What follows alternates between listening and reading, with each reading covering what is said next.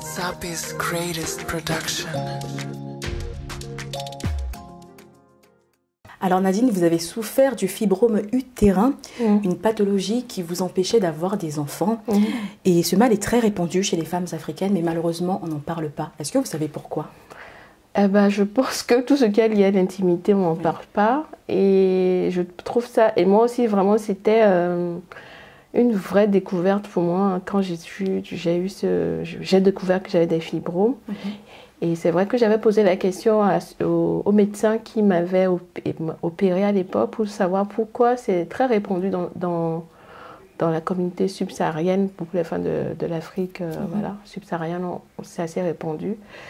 Il n'a pas su me répondre. Donc, je trouve dommage quand même qu'on n'en parle pas parce que à un moment parce que moi, quand j'avais commencé par avoir mes règles, je n'avais pas ça. Et c'est au fil du temps que j'ai découvert. Et je pense que c'est bien d'en parler pour comme ça que les femmes ne se sentent pas isolées par rapport à ça. Effectivement, et certaines femmes qui souffrent de fibromes acceptent qu'on leur retire l'utérus pour arrêter la douleur. Est-ce que vous, dans votre cas, vous avez pensé à le faire? Moi, ma responsable qui m'avait recommandé, son médecin, c'est ce qu'elle avait fait, la retiration de l'utérus, parce qu'elle n'arrivait plus, l'inconfort que ça lui donnait, elle ne pouvait plus supporter. Moi, je ne pouvais pas. Moi, je voulais. Comme j'avais un désir d'enfant, pour moi, retirer un utérus, c'était vraiment...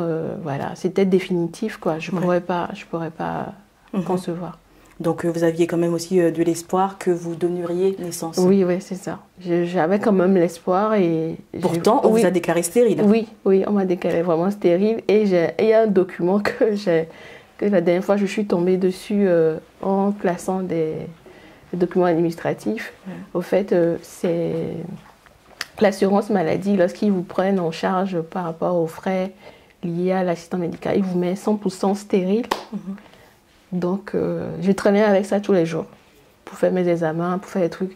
Donc, imaginez que mentalement, vous regardez tout le temps, votre cerveau enregistre cette information tout le temps. Donc, c'était vraiment dur. Le jour que je suis retombée sur ce document, en vous en parlant, j'ai un peu la fleur de poule, mais c'est vrai que c'est dur.